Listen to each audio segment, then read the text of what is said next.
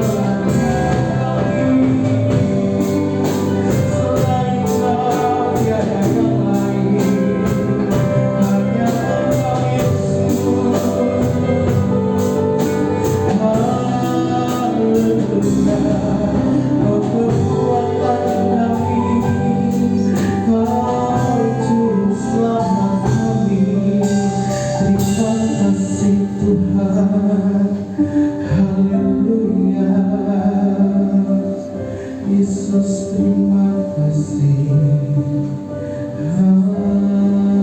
Haleluya, haleluya.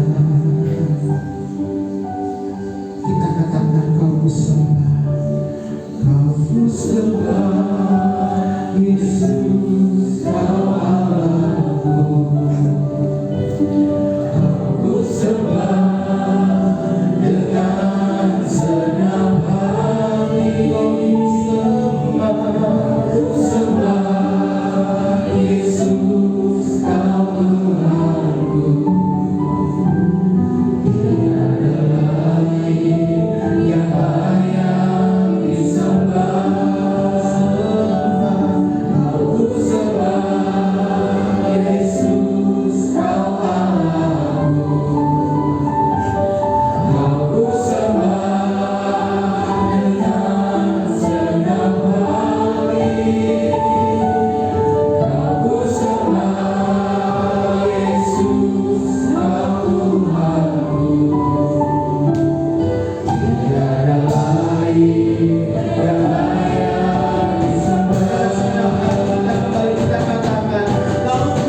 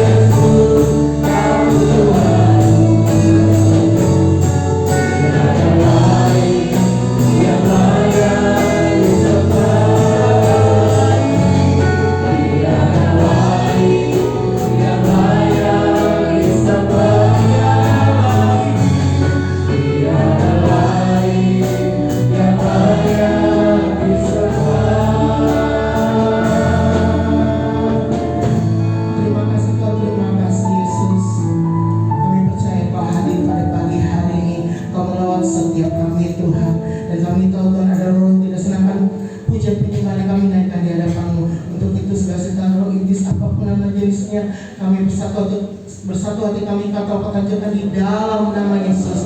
Biar Tuhan saja berkarya atas setiap kami pada pagi hari ini, dan di dalam nama Tuhan Yesus Kristus kami siap memuji Engkau. Haleluya, amin. Puji nama Tuhan. Sekali lagi saya sapa shalom.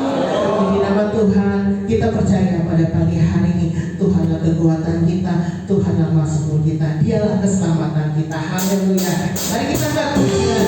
Haleluya. Hatiku percaya.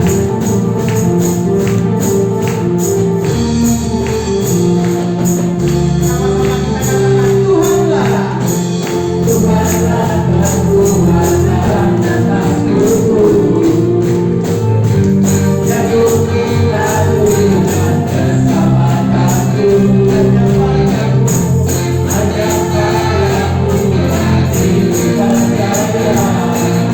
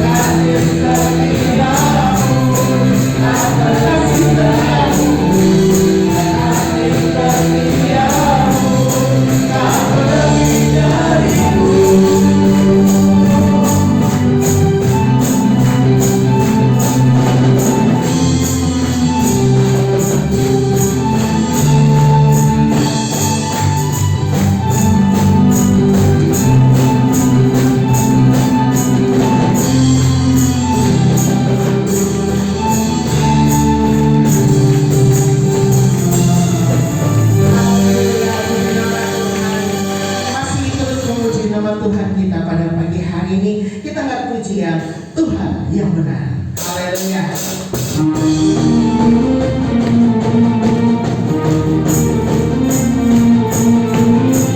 Dialah pengembala kita, dialah keselamatan kita. Haleluya.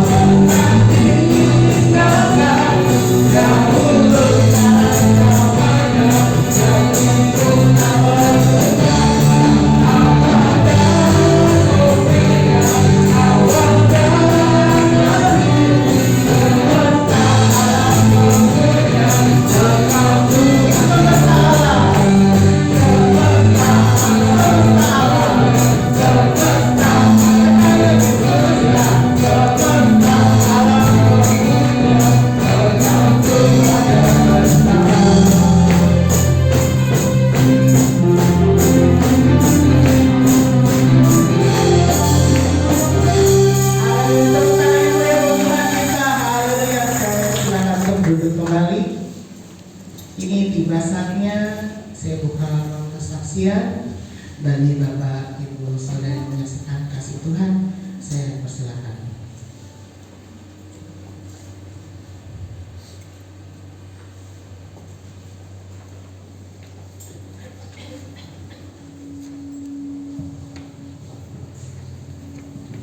Shalom. Puji nama Tuhan. Saya ingin berkasih. Saya bersyukur kepada Tuhan Yesus. Saya di tempat ini. Sebenarnya rencana untuk kesaksian itu dari malam tahun baru, tapi saya tidak punya keberanian. Jadi sebenarnya dan minggu kemarin itu dorongan untuk kesaksian ini sebenarnya ada, cuma saya tunda juga karena saya berpikir kan, saya bertanya antara hati dan pikiran saya bertanya apa yang harus saya saksikan. Saya ingat anak saya Desember kemarin berusia 4 tahun, itu patut disyukuri. Cuma untuk bagi kita yang istilahnya itu bertambah usia biasa saja, saya berargumen dengan pikiran dan hati saya pikir itu biasa, bukan sesuatu yang spektakuler yang harus saya tampilkan di depan sini. Selesai ibadah yang minggu kemarin sampai selesai semua jemaat sudah sebagian pulang, saya itu waktu di lorong sini ngobrol sama beberapa orang, saya lupa siapa. Tiba-tiba saya merasa di betis saya ini seperti kena rambut. Saya termundur, saya melihat anak saya di bawah.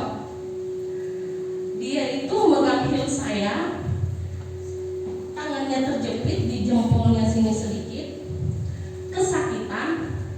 Saya syok, saya angkat. Kenapa sakit? Luka, berdarah. Itu dia sudah kesakitan sekali. Jadi saya bingung, nanti gimana nih? Nanti syok lagi, nanti pucat lagi. Habis itu untungnya waktu itu langsung Kak Titin datang, kasih dioles salep jamur itu. Cuma mungkin karena dia nggak bisa mengalihkan pikirannya dari sakit itu, tiba-tiba mukanya putih seputih ya orang yang nggak ada darahnya itu, sampai bibirnya itu benar-benar putih, matanya tiba-tiba naik ke atas. Aduh, kena lagi, aku syok lagi. Badan saya sudah gemetar waktu itu. Mungkin waktu itu saya nggak bisa berpikir, beberapa orang juga syok melihatnya kan. Saya melihat waktu itu, saya mohon maaf juga kemarin saya mengganggu. Waktu itu ada musyawarah khusus PBI inti kan, di situ ada Kak Titin, tolong saya, anak saya pucat lagi, mukanya benar-benar seperti orang yang sudah, ya kita bilang ya kayak orang muda ada. Saya sudah benar-benar gemetar badan saya. Kak Titin tolong doakan, tolong saya nggak bisa berpikir. Saya serahkan, Kak Titin langsung mendoakan. Waktu itu saya memang ya untuk kesekian kali saya benar-benar tidak siap anak saya kembali seperti itu. Saya serahkan kepada Kak Titin berdoa. Waktu itu ada beberapa orang juga waktu itu berdoa. Pas amin, anak saya memang lemas, cuman bibirnya berangsur merah, ada merona sedikit-sedikit. Habis itu saya kaget, di belakang saya ternyata ada Kak Anton dan beberapa orang juga. Mungkin beberapa orang yang melihat itu syok juga karena mukanya benar-benar nggak ada darahnya sama sekali. Saya mulai syok lah karena saya mengingat yang lalu-lalu itu. Bagi saya sesuatu hal yang lumayan menggetarkan hati lah gitu. Tapi saya bersyukur Tuhan Yesus sampai hari ini anak saya sehat, anak saya bisa sekolah minggu ini tadi ya sehat, tidak kekurangan satu apapun. Mungkin bukan saya jadikan contoh, tapi saya mungkin terlalu mengabaikan. Saya disuruh kesaksian, saya pikir itu bukan sesuatu yang spektakuler, bukan sesuatu yang wah. Tapi Tuhan tegas sama saya, harus disaksikan. Panjang umurnya Nana itu suatu kemurahan Tuhan, mujizat Tuhan. Dari dia kecil, dari dia umur belum sebulan sampai hari ini, itu mujizat Tuhan murni. Memang beberapa saudara-saudara saya, Bapak Gembala, Ibu Gembala, beberapa kali sampai ada yang demam, sampai gimana itu, sampai saya tidur di pastore itu memang saya saking takutnya. Saudara-saudara saya, Bapak Ibu Gembala, mama saya memang mendukung saya. Saya sebenarnya tidak sanggup, tapi Tuhan Yesus yang menyanggupkan saya. Saya bersyukur kepada Tuhan Yesus. Saya berterima kasih kepada orang-orang yang sudah menyayangi, mengasihi anak saya. Sekian dan terima kasih.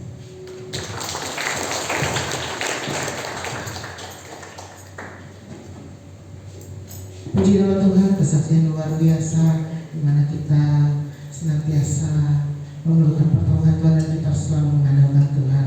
Puji nama Tuhan. Ruang kesaksian masih saya buka bagi Bapak Ibu Saudara yang menyaksikan Cinta Kasih Tuhan. Saya persilakan. Masih saya tunggu. Baik, jika belum ada ruang kesaksian, saya tutup dan kita akan lanjutkan dengan persembahan. Kita akan memberikan persembahan pada pagi hari ini, namun sebelumnya kita akan bersatu di dalam doa. Saya minta dengan kasih Tuhan, Saudara Yosna pimpinkan dalam doa persembahan. Mari kita bersatu dalam doa. Tuhan Yesus, kembali kami datang hadirat Tuhan. Kami telah memuji dan memuliakan nama-Mu pada hari ini Tuhan. Sebentar kami akan memberikan doa syukur kami Tuhan. Kiranya Kau memberkati persembahan kami pada hari ini dan menjadi sebut yang amat dikenal di dalam kami Tuhan.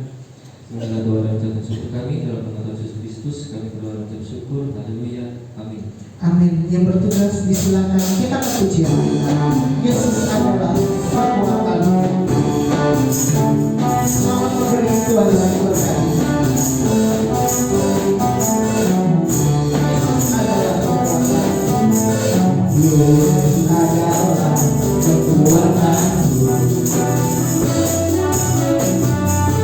Hanya Dialah kota Betlehem.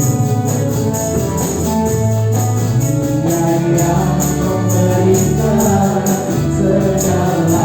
keselamatan bagi orang yang dinuraninya, orang yang hina dia tegakkan, orang yang hina dia tegakkan,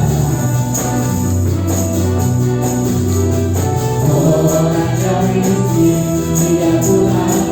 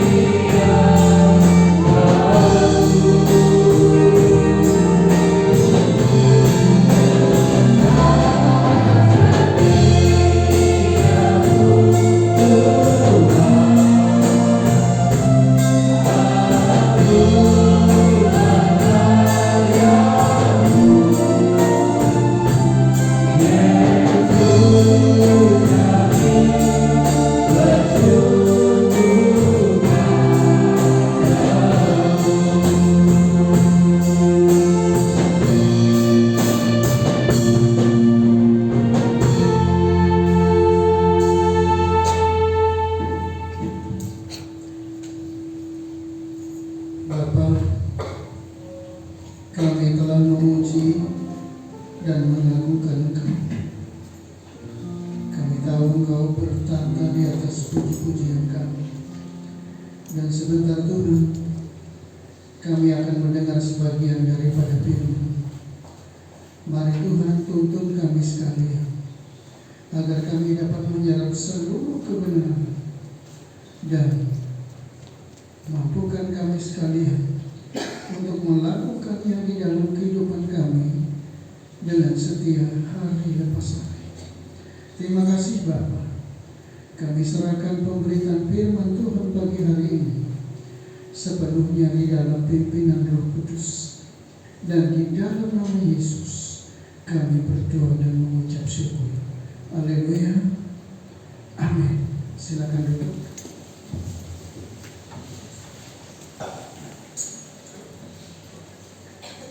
Selamat pagi Bapak Ibu, saudara-saudara sekalian yang dikasihi oleh Tuhan. Salam. Masih menjadi dasar renungan kita pagi hari ini. Saya ambil dari Injil Matius. Injil Matius pasal yang ke-8. Injil Matius pasal 8 ayat 23 sampai dengan ayat yang ke-27. Saya baca untuk kita semua.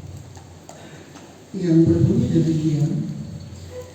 Lalu Yesus naik ke dalam perahu dan murid-muridnya pun mengikutinya.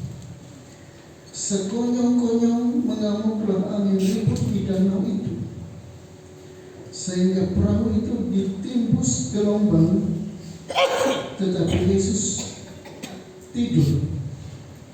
Ayat 25. Maka datanglah murid-muridnya membangunkan dia, katanya, Tuhan, tolonglah, kita binasa. Ia berkata kepada mereka, mengapa kamu takut, kamu yang kurang percaya? Lalu bangunlah Yesus menghardik angin dan danau itu. Maka danau itu menjadi teduh sekali. Ayat 27. Dan heranlah orang-orang itu, katanya, orang apakah dia ini, sehingga angin dan danau pun taat kepadanya.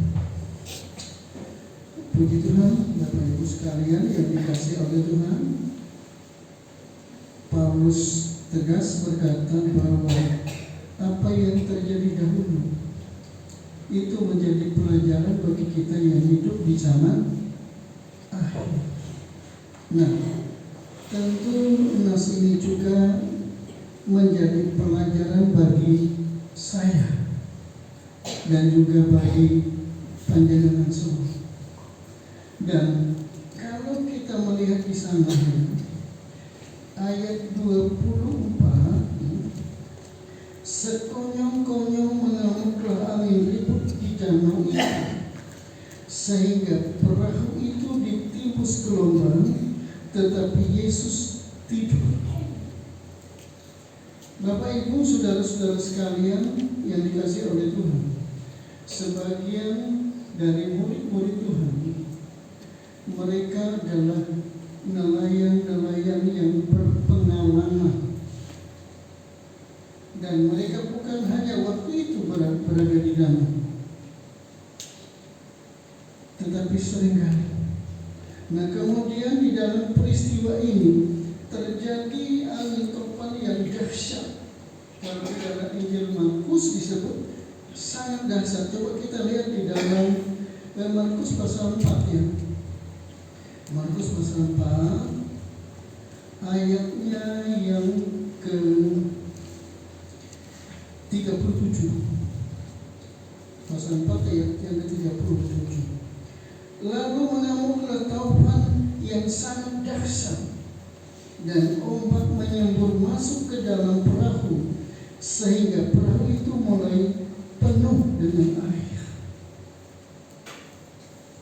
Murid-murid Tuhan dihadapkan dengan musibah besar.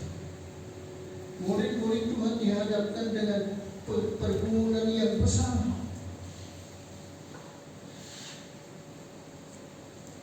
Dan Bapak Ibu, saudara-saudara sekalian yang dikasihi oleh Tuhan, kalau kita baca di dalam Alkitab, banyak sekali yang membuat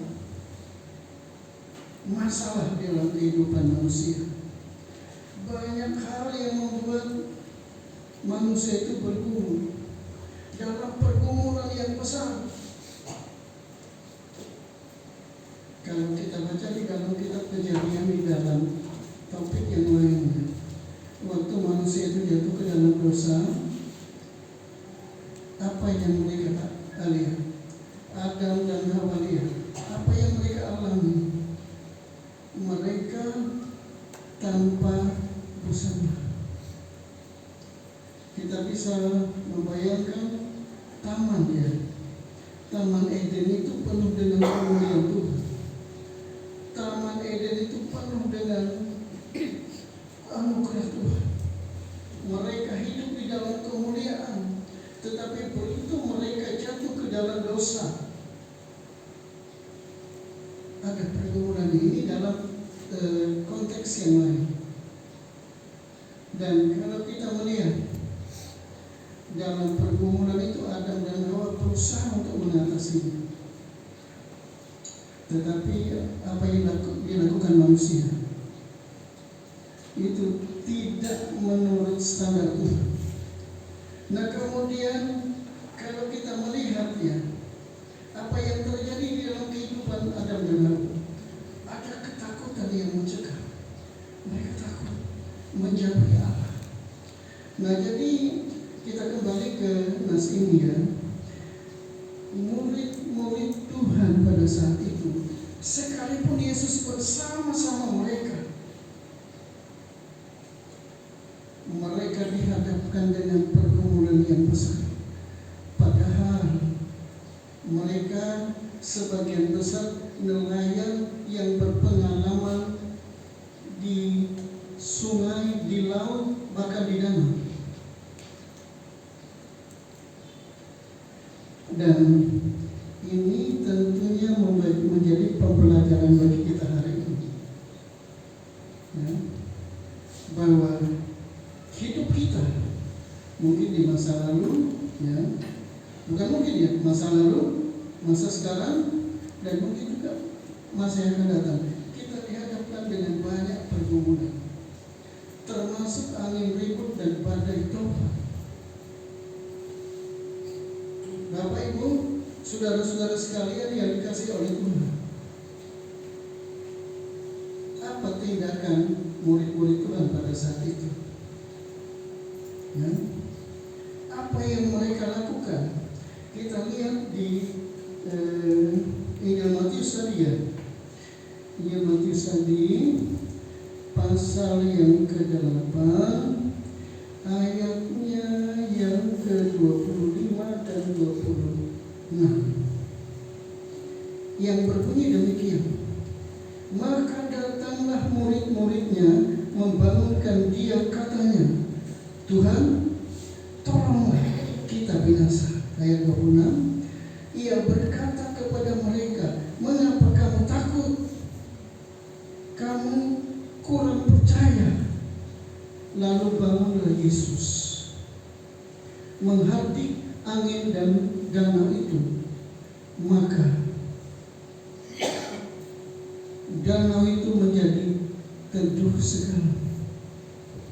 Apa yang mereka lakukan? Mereka datang kepada Yesus. Nah kemudian kalau kita melihat di sana, mereka datang kepada Yesus, apa yang mereka sebut? Di sana dikatakan, Tuhan. Apakah mereka salah menyebut Yesus Tuhan? Nah, Yesus itu memang Tuhan. Nah kemudian kalau kita melihat di dalam Injil Markus dan Lukas, mereka menyebut guru. Apakah salah mereka menyebut guru? Tidak salah Bapak Ibu, karena kita katakan Yesus itu Rabi. Ini bahasa itu Rabi, dia guru. Nah pertanyaannya Bapak Ibu, mengapa Yesus mencela mereka dengan menyebut mereka kamu yang kurang percaya. Di dalam Injil Markus dikatakan kamu yang tidak percaya. Kita lihat saja ya supaya jelas. Ya. Injil Markus pasal yang ke-4 ayat 38 ya, ayat 38. Pada waktu itu Yesus sedang tidur di buritan di sebuah timah. Maka murid-muridnya membangunkan dia dan berkata kepadanya, Guru, engkau tidak peduli kalau kita binasa. Ayat 40. Lalu ia berkata kepada mereka, mengapa kamu begitu takut? Mengapa kamu tidak percaya? Ini permasalahan Bapak Ibu. Dari satu sisi mereka benar ya, menyebut Yesus itu Tuhan, menyebut Yesus itu guru ya. Alkitab lihat. Nah kemudian salahnya di mana? Ya, salahnya di mana? Kalau kita membaca di dalam ketiga Injil ya, Injil Matius, Markus dan Lukas, pernyataan mereka sama ya. Pernyataan mereka sama. Tuhan, tolonglah kita binasa. Kita binasa. Jadi pusat perhatian murid-murid Tuhan ya, pusat perhatian murid-murid Yesus adalah musibah. Angin topan tertuju ke sana. Perhatikan baik-baik Bapak Ibu. Hal ini seringkali terjadi di dalam hidup kita. Kalau kita ditimpa masalah, kita ditimpa angin ribut, kita ditimpa badai topan di dalam hidup ini, yang kita lihat masalah, yang kita lihat badai topan, yang kita lihat pergumulan. Baru belakangan kita melihat Yesus. Kenapa? Apakah salah? Bukan saya yang ngomong. Alkitab yang mengatakan Yesus yang berkata, mereka salah. Ya. Nah ini menjadi pelajaran penting bagi kita hari ini. Saya tidak tahu pergumulan apa yang terjadi bagi Bapak Ibu sekalian sekarang ini. Saya tidak tahu. Tetapi Tuhan mau. Ya. Yesus mau supaya setiap masalah yang menimpa hidup kita, kita lebih dulu memandang Tuhan, jangan melihat masalah. Kalau kita melihat masalah, Bapak Ibu,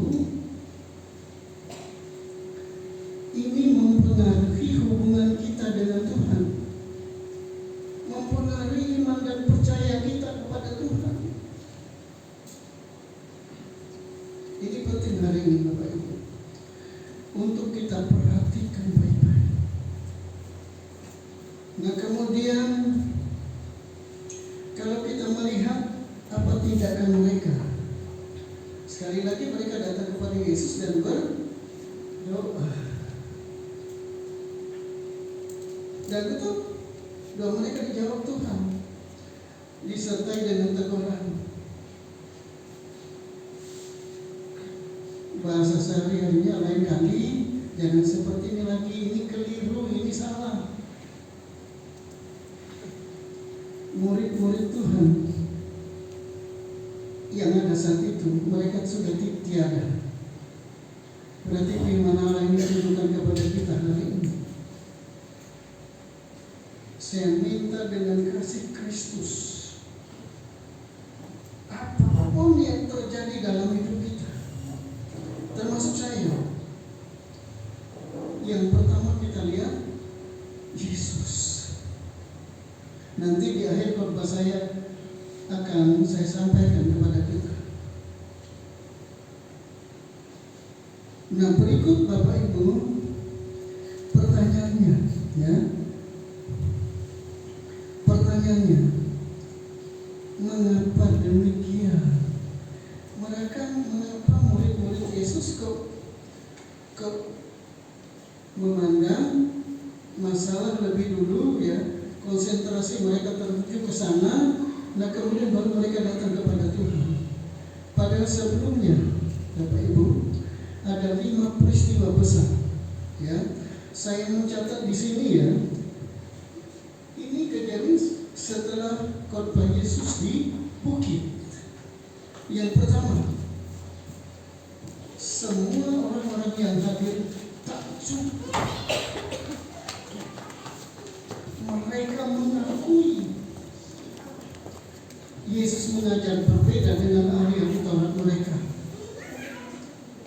Dan Alkitab tidak menyatakan siapa. Artinya termasuk murid-murid Tuhan juga ya. Nah kemudian yang kedua, di pasal 8 nanti baca di rumah ya, menyembuhkan orang sakit kusta. Nah berikut yang ketiga, Yesus menyembuhkan hamba perwira di Kapernaum. Ya. Nah berikut yang keempat, Yesus menyembuhkan ibu mertua Petrus. Mertuanya Petrus disembuhkan. Nah kemudian selanjutnya pada malam hari ya, dibawa orang-orang kerasukan kepada Yesus. Mereka semua dipulihkan Tuhan. Yang sakit disembuhkan. Nanti baca Bapak Ibu. Kemudian mengapa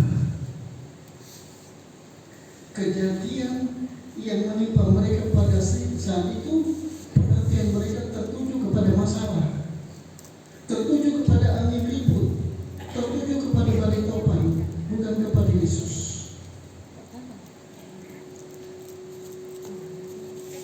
Sederhana Bapak Ibu, tapi sangat menentukan. Saya mengajak kita membaca firman Tuhan di dalam Injil Lukas ya.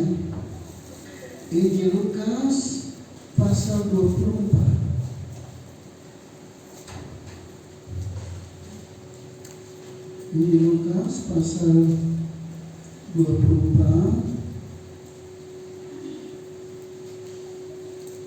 ayat 44 dan 45. Ayat 44 dan 45. Saya baca untuk kita semua. Ia berkata kepada mereka, inilah perkataanku yang telah kukatakan kepadamu ketika aku masih bersama-sama dengan kamu, yakni bahwa harus digenapi semua yang ada tertulis tentang aku dalam kitab Taurat Musa dan kitab Nabi-Nabi dan kitab Mazmur. Ayat 45. Lalu ia membuka pikiran mereka sehingga mereka mengerti kitab suci. Mengapa demikian? Mereka tidak mengerti kitab suci, Bapak Ibu. Kitab ini mereka tidak paham. Jadi peristiwa yang terjadi tidak membuat mereka berubah. Bahkan Yesus pernah menegur Petrus, apa yang kau pikirkan itu dipikirkan manusia. Jadi pikiran dan hidup murid-murid Tuhan yang mulia adalah pikiran manusia.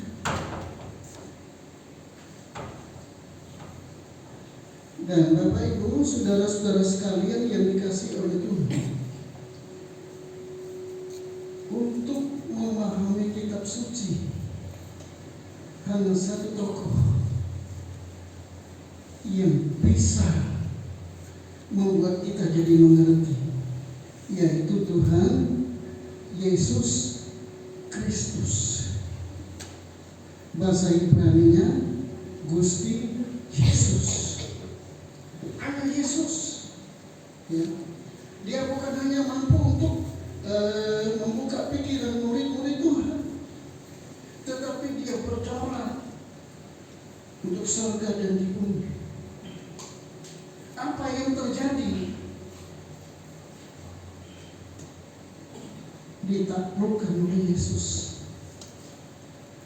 Yesus ngomong, hai badai topan, hai angin, hai yang bertenang. Tenang, baik-baik. Ini berbicara tentang kedaulatan Yesus terhadap segala sesuatu, baik di surga maupun di bumi. Sekali lagi Bapak Ibu, hanya Yesus yang mampu melakukan supaya murid-murid Tuhan mengerti kitab suci. Nah, selanjutnya Bapak Ibu,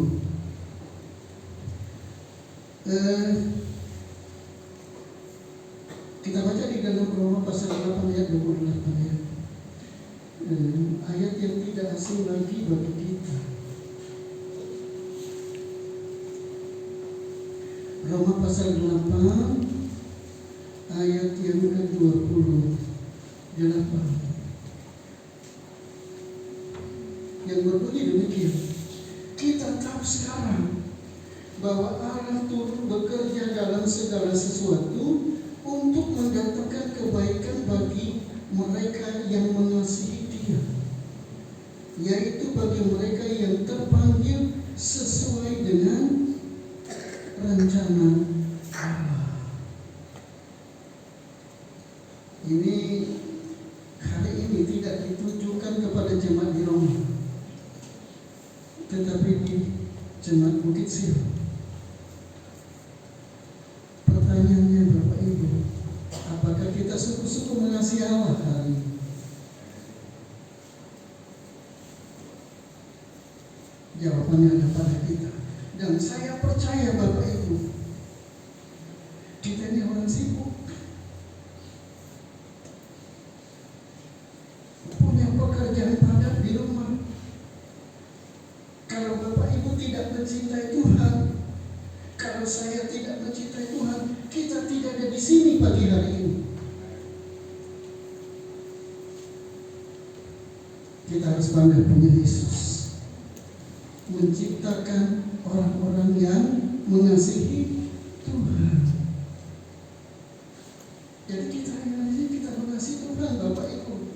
Nah kemudian sadar atau tidak, tahu atau tidak, kita berada di dalam rencana Tuhan. Ya, jadi kita yang ada di sini bukan orang sembarangan, tapi orang-orang yang berada di dalam rencana Raja di atas segala raja, rencana Tuhan di atas segala Tuhan, rencana Allah di atas segala Allah. Dasar Bapak Ibu. Oleh sebab itu, ya, saya tekankan kepada kita, ayo semangat, rajin datang di dalam kebaktian, rajin membaca Alkitab. Alkitab sampai buruk Bapak Ibu, bolak-balik baca. Sekali lagi saya tekankan, kita bukan orang sembarangan, tapi kita berada di dalam rancangan Raja di atas segala raja, rancangan Tuhan di atas segala Tuhan, berada dalam rancangan Allah di atas segala Allah. Kita bangga punya Yesus. Nah kemudian Bapak Ibu, sebagai pribadi yang berdaulat atas surga dan bumi, apa yang Tuhan perintahkan kepada kita, apa yang Tuhan mau kita lakukan. Ayat yang saya sampaikan tidak asal kita sudah hafal semua. Coba kita lihat di dalam Injil Matius itu juga ya. Injil Matius pasal yang ke-11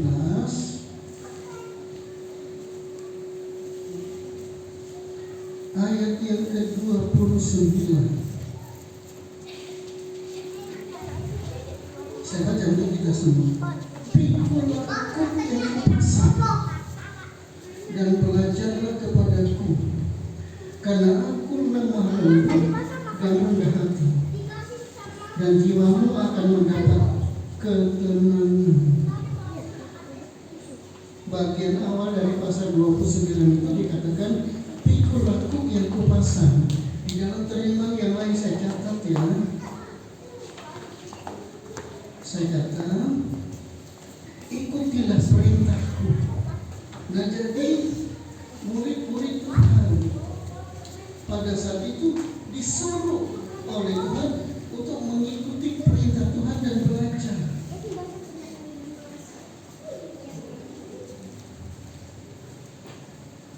Ini penting bagi kita ya. Belajar kepada siapa? Kepada Yesus.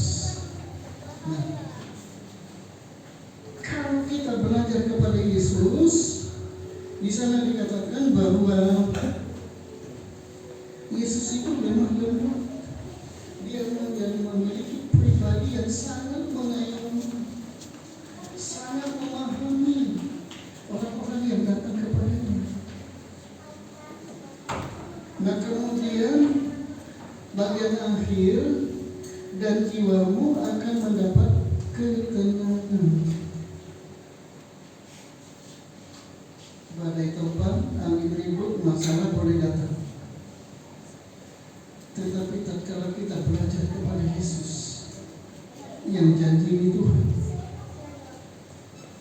kamu akan memperoleh ketenangan. Tenang, Bapak. Di dalam Mazmur pasal 119 ayat 165, besar ketenteraman bagi orang-orang yang mencintai Taurat Tuhan. Tidak ada rintangan bagi mereka. Nah, jadi Bapak Ibu, ketenangan di sana dalam pengertian ketenteraman. Ya. Jadi kita mesti belajar, kemudian mencintai ajaran Tuhan. Maka janji Tuhan menjadi milik kita. Ini yang pertama. Nah, kemudian yang kedua, ya, kita baca di dalam Injil Matius itu juga ayat yang tidak asing lagi bagi kita. Pasal yang terakhir 28 ya. Kita baca ayat yang ke-18 dulu ya. Sampai dengan ayat yang ke-20. Yesus mendekati mereka dan berkata, kepadaku telah diberikan segala kuasa di surga dan di bumi. Sampai di sana dulu. Kita bangga punya Yesus. Ya. Semua kuasa di surga dan di bumi itu ada di dalam tangan. Amin, Bapak Ibu. Amin. Yang berikutnya ya, ayat yang ke-19. Saya baca sampai dengan bagian B ya. Karena itu pergilah, jadikanlah semua bangsa muridku. Sampai di sana. Ini pesan Tuhan kepada murid-murid Tuhan pada saat itu. Nah, hari ini pesan itu kepada siapa?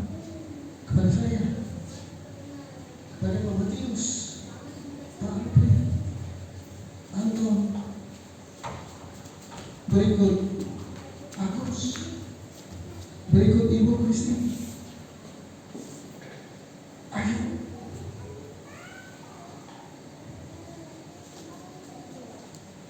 kita hamba-hamba Tuhan, kita pelayan-pelayan Tuhan, diberi tugas yang besar dan mulia.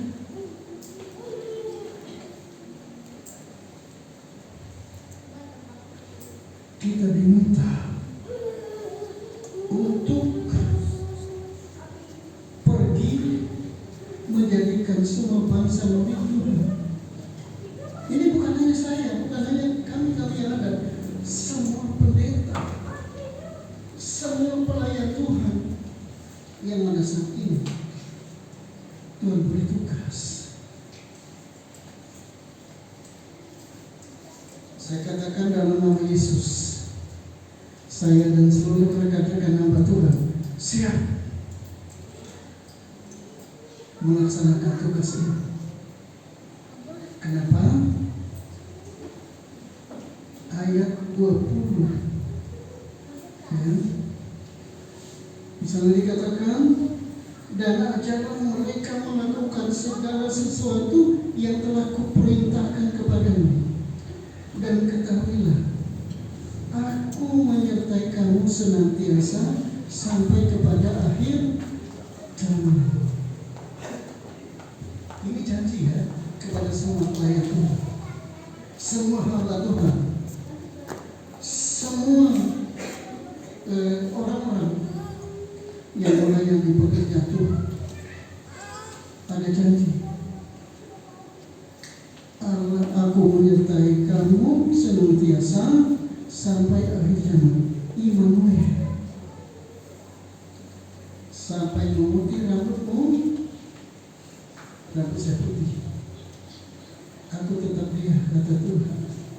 Aku tetap menggendong kamu. Nah kemudian Bapak Ibu, kalau kita melihat Roh Kudus itu tidak tinggal di luar, tapi di kamu. Ya. Jadi tubuh para hamba-hamba Tuhan ini tempat tahtanya Roh Kudus. Untuk apa? Untuk mengajarkan segala sesuatu yang diperintahkan oleh Tuhan kepada kita. Sekali dikatakan, ayo para pelajar, semangat. Mulai hari ini kita berdoa kepada Tuhan. Janji Tuhan untuk hamba-hamba Tuhan itu luar biasa. Untuk orang-orang yang takut akan Tuhan itu luar biasa. Dan kalau kita melihat Bapak Ibu yang dibuka pikirannya oleh Tuhan, ya pikirannya supaya mengerti kitab suci, tidak ada Paulus di sana. Tidak ada Paulus. Paulus bertobat belakangan. Tapi tahukah kita? Paulus menyatakan kami memiliki pikiran Kristus. Artinya Bapak Ibu,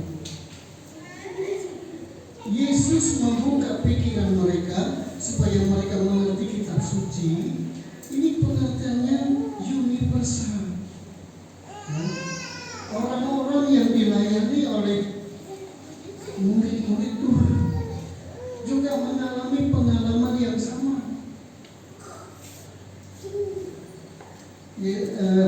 Paulus katakan kami memiliki pikiran Kristus. Ya, dalam bahasa Indonesia saya kurang jelas, saya lupa. Apakah ini berbicara tentang orang pertama jamak atau apa? Ya, ini bahasa Indonesianya. Bagi Bapak dan Ibu guru sangat paham. Tapi kata kami bukan satu orang. Nah kemudian Bapak Ibu, kalau kita melihat di dalam Alkitab, ya, orang-orang yang mengerti Alkitab kemudian mengajar, ya,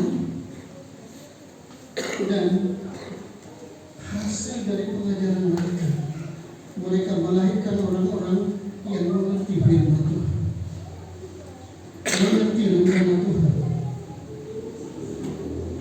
Kalau saudara baca di dalam Kisah Para Rasul, ya, jumlah mereka dari 3.000 menjadi 5.000. Yang tidak benar hanya 2 orang, Ananias dan Safira. Jadi sangat kecil Bapak Ibu. Nah kemudian kalau kita melihat murid-murid Tuhan setelah mereka mengerti firman Tuhan, mereka menjadi pendoa-pendoa yang dipakai oleh Tuhan. Mereka pergi ke Yerusalem, kemudian bersekutu berdoa. Berapa orang? 120. Tapi mereka mampu untuk membangun kesehatian. Sehati sepikir. Tidak gampang. Apalagi sampai 100 orang. Suami istri kadang-kadang tidak sehati sepikir. Boleh tanya kepada yang sudah berkeluarga. Tidak semua sehati sepikir. Yang satu ke timur, yang satu ke barat, yang satu ke utara, yang lain ke selatan, untuk mempersatukan ini. Kalau murid-murid Tuhan, kalau orang-orang yang beriman kepada Tuhan mengerti kitab suci. Nah kemudian Bapak Ibu, kalau kita membaca di dalam sejarah gereja, Paulus yang penakut itu, ya, maaf, bukan Paulus, Petrus. Ya. Waktu Yesus berjalan di atas air, ya, begini, ketakutan murid-murid Tuhan. Nah, apa yang terjadi Bapak Ibu? Selanjutnya Petrus katakan, kalau engkau itu izinkan hamba berjalan di atas, silakan, kata Yesus. Jangan. Setelah masalah datang, padahal tidak berat kok, angin, dingin, perhatian beralih dari Tuhan Yesus berubah kepada angin. Akhirnya tenggelam Bapak Ibu. Tahukah Bapak Ibu dalam peristiwa itu ada 3 mukjizat besar. Yang pertama, Yesus angkat itu Petrus masuk ke dalam perahu, langsung angin topan reda. Itu yang pertama. Nah kemudian yang kedua, ya, begitu Tuhan Yesus masuk ke dalam perahu, mereka langsung sampai ke tempat tujuan. Ada 2 hal yang dahsyat. Ini bukan mitos, ya. Ini bukan cerita dongeng, ya. Ini terjadi karena Alkitab yang mengatakannya. Alkitab itu tidak pernah salah. Pada saat Petrus, ya, mengerti Alkitab, pikiran, perasaan dan itu kan tertuju kepada Tuhan, ditangkap. Yang tidak ada, tapi dalam sejarah gereja ada. Apa kata Petrus? Aku tidak layak seperti guruku, disalib kepala ke atas, kaki ke bawah. Salibkan aku, kaki ke atas, kepala ke bawah. Jadi aku seperti itu. Ini orang yang mengerti kitab suci. Kemudian Yohanes digoreng dalam kuali.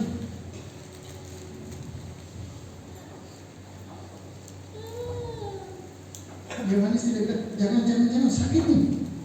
Tidak benar begitu. Dia pasrah, dia pandang Tuhan. Satu-satunya rasul yang sampai masa tuanya hidup, Yohanes. Kemudian Dr. Lukas digantung, matinya digantung.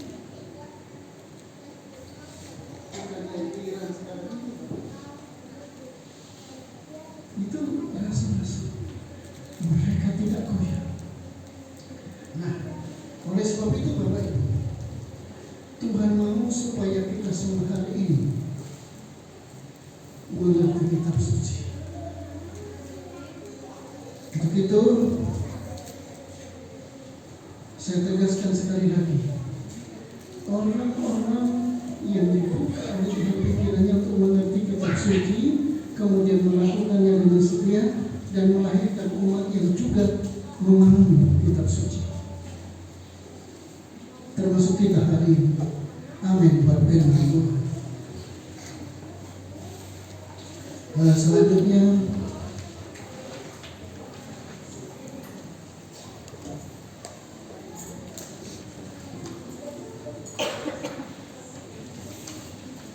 saya undang Pak Tiono, Pak Yuda Kasih, dan Pak Sugirno Andreas maju ke depan untuk melayani perjamuan kudus.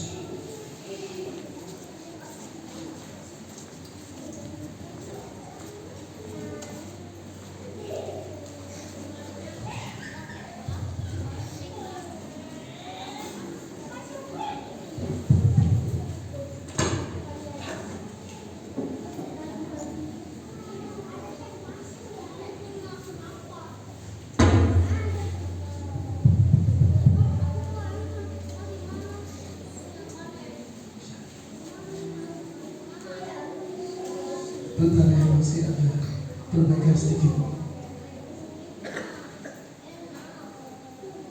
Ya, saya undang kita sama-sama berdiri, kita memuji Tuhan tanpa tabiat.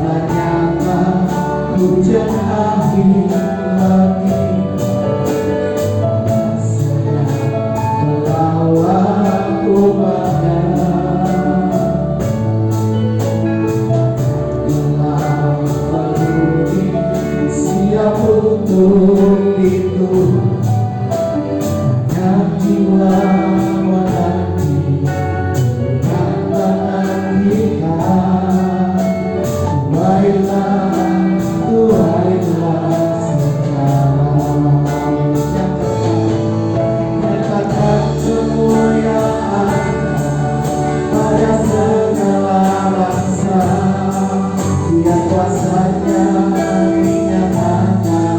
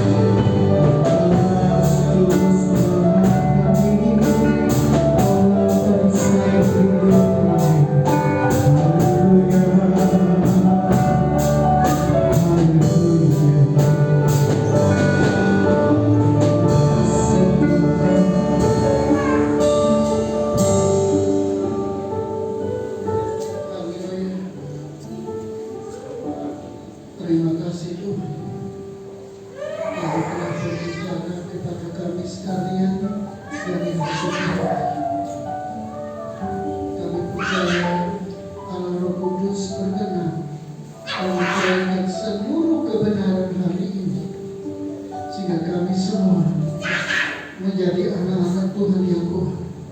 Kami menjadi anak-anak Tuhan yang bersaksi dan melayani. Terima kasih Tuhan. Saat ini Engkau tidak hanya berbicara dari hati ke hati, tetapi Engkau juga mau bersama-sama dengan kami melalui pejabat kudus yang sebentar akan kami adakan. Bapa, kami nyatakan di dalam nama Bapa, Anak dan Roh Kudus, dalam nama Yesus, kuasa ilahi turun atas roti dan anggur ini, sehingga roti dan anggur ini bukanlah makanan dan minuman biasa, tetapi di dalamnya ada kuasa yang besar yang mampu merestorasi hidup kami semua, sehingga kami menjadi pribadi yang baru. Terima kasih Bapa, terima kasih Yesus, terima kasih Roh Kudus. Dalam nama Yesus kami berdoa dan mengucap syukur. Haleluya, amin. Silakan duduk. Kita memuji salib yang salib.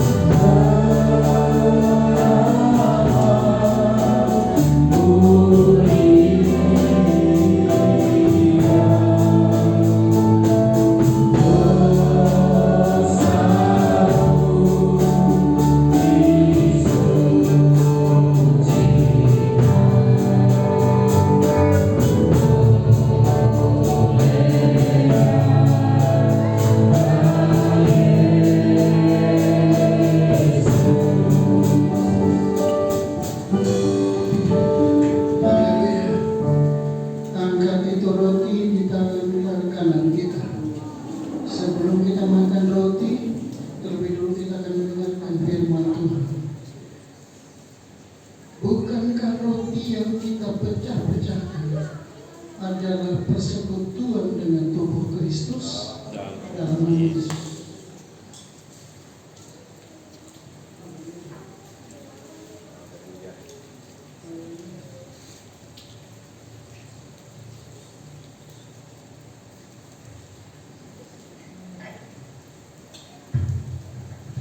Haleluya. Angkat itu cawan di tangan kanan kita. Sebelum kita minum cawan Tuhan, terlebih dulu kita akan mendengarkan firman-Nya. Bukankah cawan pengucapan syukur yang atasnya kita ucapkan syukur adalah persekutuan dengan darah Kristus dalam nama Yesus. Haleluya. Terima kasih Bapa. Terima kasih Yesus. Terima kasih Roh Kudus. Kami percaya kami dipulihkan Tuhan. Kami percaya kami diperbarui oleh Tuhan hari lepas hari, sehingga hidup kami menyenangkan hati Tuhan. Terima kasih Bapa. Kami juga percaya yang sakit disembuhkan, yang lemah dikuatkan, yang kekurangan diberkati, yang berbeban berat Tuhan memampukan kami semua untuk melewati semua beban itu, dan Tuhan memberikan kekuatan kepada kami sekalian. Terima kasih Bapa. Kami juga saat ini berdoa untuk saudara-saudara kami yang tidak sempat hadir hari ini. Kau bersama-sama mereka. Kau senantiasa memberikan yang terbaik buat mereka, sehingga di lain kesempatan mereka bisa bersama-sama kami di sini untuk kami sama-sama menikmati anugerah Tuhan. Terima kasih Bapa di surga. Bangsa dan negara kami ada di dalam perlindungan Tuhan. Kami rindu agar bangsa ini, termasuk kota kami yang kami kasihi, ada kegerakan-kegerakan yang besar, ada pujian yang menggema, yang naik ke hadapan hadirat Tuhan, yang senantiasa menyenangkan hati Tuhan. Biarlah rahmat Allah terjadi atas bangsa ini melalui semua denominasi gereja yang tersebar di seluruh persada Nusantara, baik pemerintah, mulai dari lembaga tinggi tertinggi negara sampai kepada aparatur pemerintah yang paling bawah, termasuk semua bangsa ini. Kami mengalami lawanan Tuhan. Terima kasih Bapa. Kami alaskan doa kami hanya di dalam nama Yesus yang menjadi juru selamat kami. Haleluya. Amin. Silakan duduk. Selanjutnya saya serahkan kepada worship leader.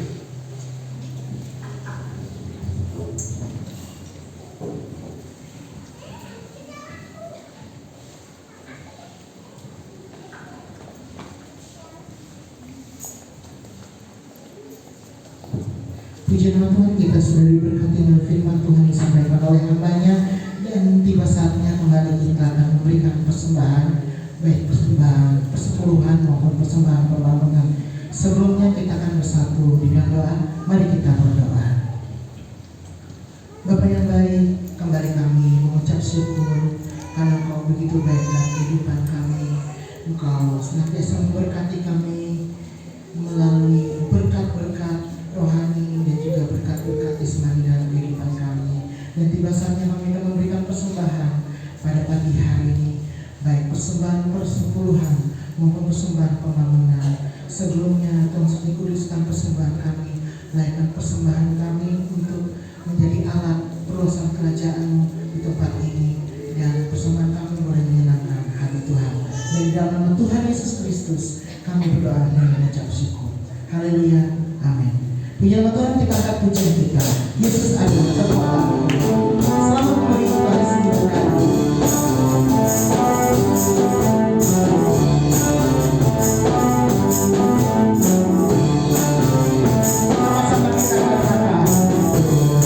Adalah kekuatan. Hanya Dialah kota Bethel. Dia yang memberikan segala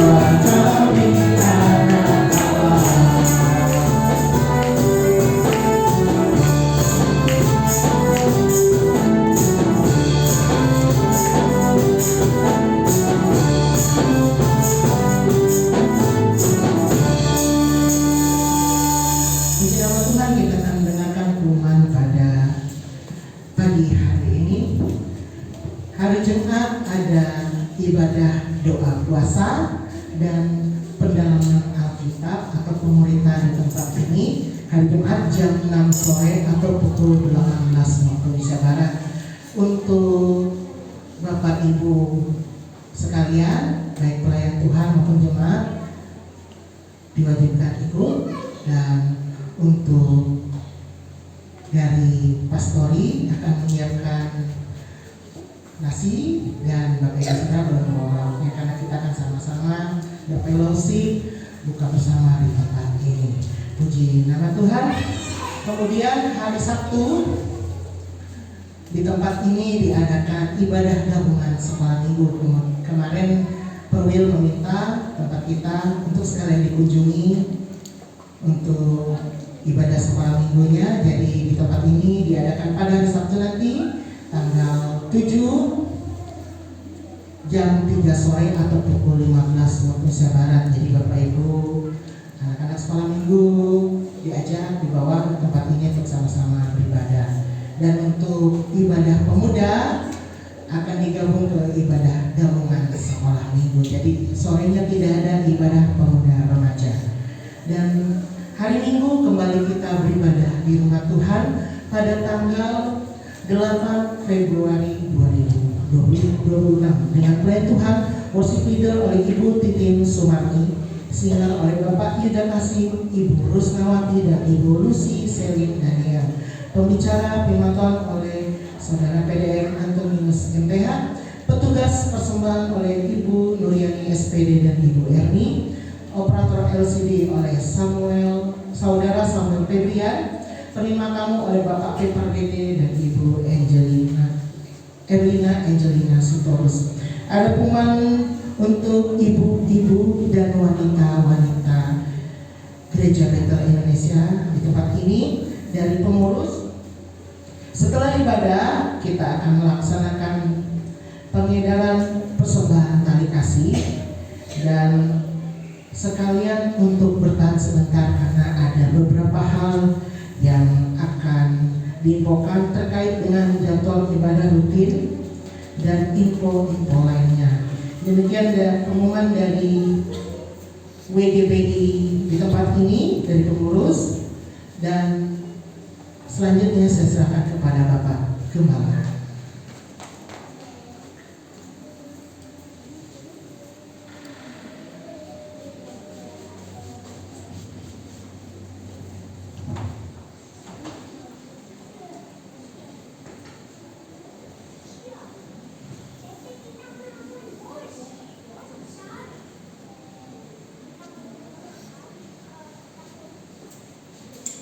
Puji Tuhan, sebelum ibadah kita akhiri, saya menyampaikan satu informasi bahwa doa puasa nanti hari Jumat jam 6 sore, kemudian jadwalnya sudah ada untuk pelayan Tuhan, bulan ini sudah ada semua. Berikut minta maaf ya, saya bukan dalam kapasitas memaksa, tapi sebagai saudara hamba Tuhan, saya sangat merindukan agar kita semua dapat membangun kebersamaan melalui doa puasa dan pendalaman kita. Sangat bagus apabila para pembicara, pemain musik, worship leader, singer, penari tamborin bisa mengikuti kegiatan itu, termasuk juga seluruh jemaat.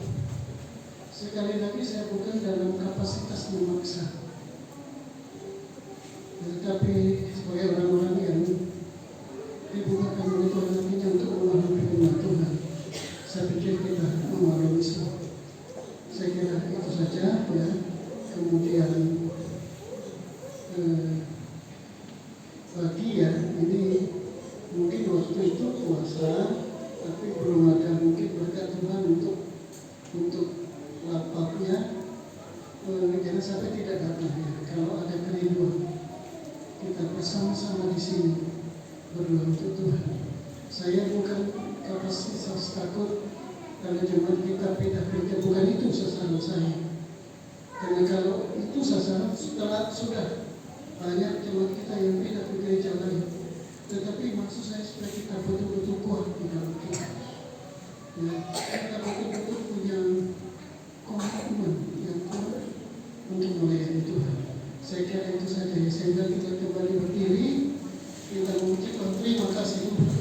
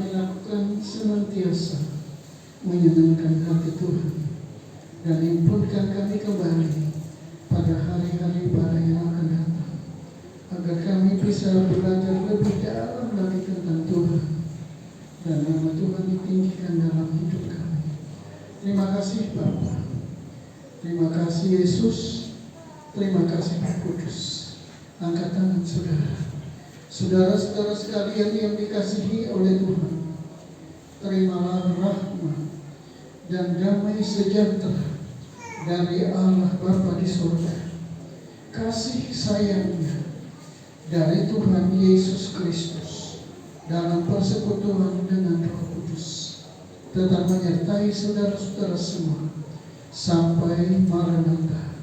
Tuhan Yesus datang untuk kali yang kedua. Di dalam nama Yesus kami berdoa dan mengucap syukur. Haleluya. Kita semua yang diberkati Tuhan, kita sama-sama katakan amin. Selamat pagi menjelang siang, Tuhan Yesus memberkati.